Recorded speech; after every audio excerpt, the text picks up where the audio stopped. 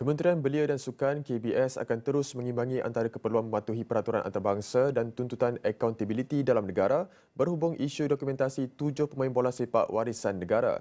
Menterinya Hannah Yeoh berkata langkah itu penting bagi memastikan Persatuan Bola Sepak Malaysia FAM memperkukuh tadbir urus serta mengembalikan keyakinan rakyat terhadap integriti dan kredibiliti bola sepak negara.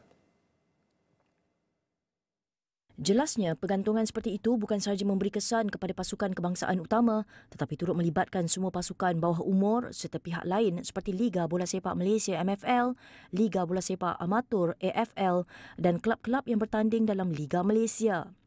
Tindakan ini akan menjejaskan keseluruhan ekosistem bola sepak tempatan.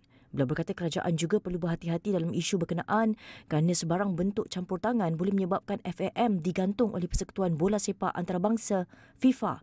Pada masa sama, beliau berkata KBS melalui Pejabat Pesuruh Jaya Sukan akan bekerjasama rapat dengan Jawatan Kuasa Siasatan Khas bebas diketuai bekas Ketua Hakim Negara Tun Mat Raus Sharif dalam isu berkenaan. Hasil siasatan ini ujarnya akan menjadi asas kepada pelaksanaan langkah-langkah pembetulan serta penambahbaikan yang perlu dipatuhi oleh FAM.